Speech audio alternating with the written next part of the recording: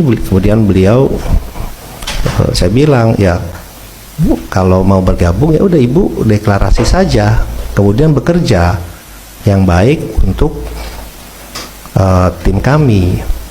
Beliau ini bingung, dia bilang, waduh saya udah sering ngejelekin Gibran, dia bilang, gini deh, saya liburan ke Eropa dulu 1-2 minggu ini, liburan 1-2 minggu ini, kemudian saya akan kembali dan saya akan deklarasi, akan join, gabung lah, dia bilang. Tapi saya mesti mikirin alasannya nih, exitnya, beliau bilang lebih tepat, exitnya, alasannya, karena selama ini saya kan udah ngejelek-jelekin, biar kelihatan bagus alasan saya. Ya Ibu pikirkan saja, silahkan, saya bilang gitu.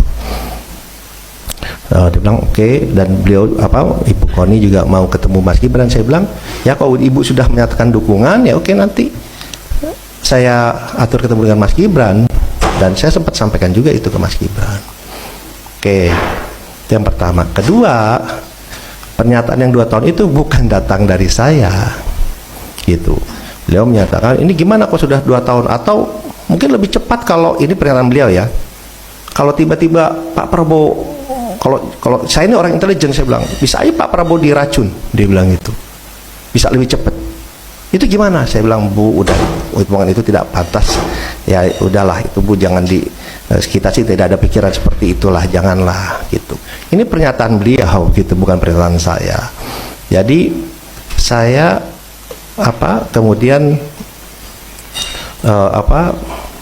beliau menyampaikan seperti itu, dan alhamdulillahnya di meeting itu bukan hanya saya berdua, tapi ada 4 orang.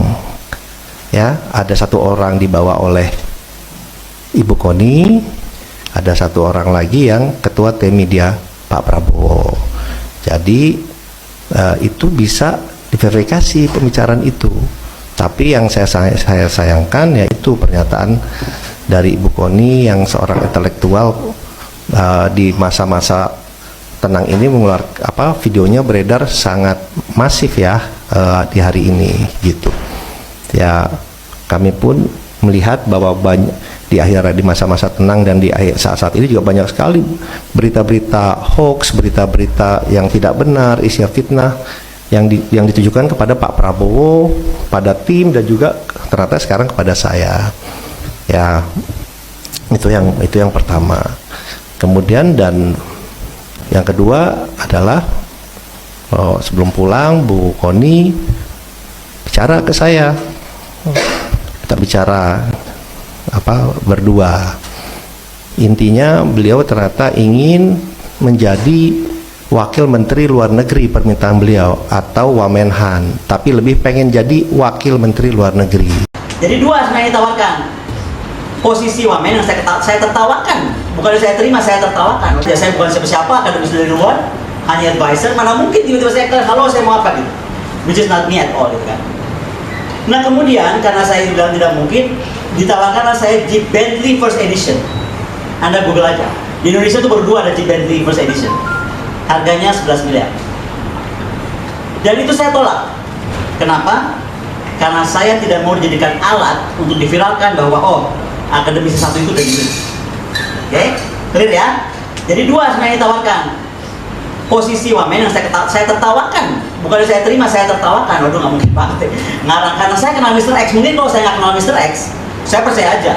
Lah, Mr. X itu dewa loh. Kita Pak Prabowo akan 2 tahun. Ini kan jadi rame kan?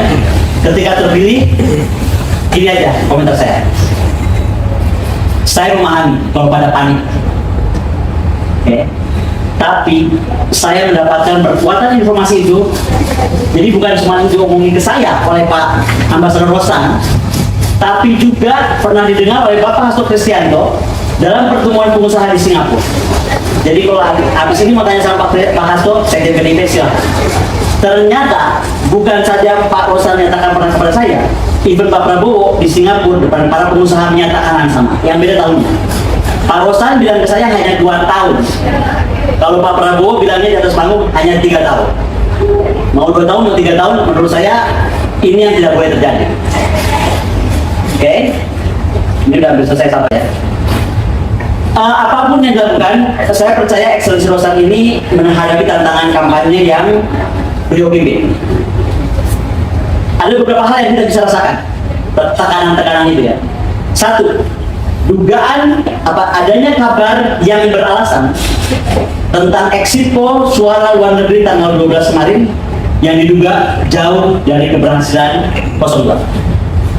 Nomor 2, adanya beredar dugaan yang beralasan perbincangan publik terkait perusahaan Ceko kawat Greco pada kedubes Amerika dan dibalas oleh keterangan jubir Menhan yang menurut saya tidak substansial, boleh dong saya nilai, dan saya bisa bayangkan sibuk mengkonternya itu seperti apa. Nomor 3, adanya perbincangan publik dan medsos yang masif terkait dugaan yang beralasan obrolan suara 08 dan pihak atas. Keempat, adanya launching film dokumenter film Dirty Phone kemarin jam 11 dengan pembicara utamanya 3 ahli tata negara. Jadi bukan ahli tata negara biasa-biasa, ini bukan kali-kali, ini 3 ahli banget. Nah, yang terakhir lagi tadi malam adanya undangan acara diskusi koalisi masyarakat sipil menuntut kejelasan resmi tentang dokumen kawat Greco, rekaman suara dan bukti tertulis. Sekali lagi ya, batal itu mesti ada bukti tertulis. Pembatalan Mirage berikut nilai penalti pembatalan yang harus dibayar oleh Indonesia.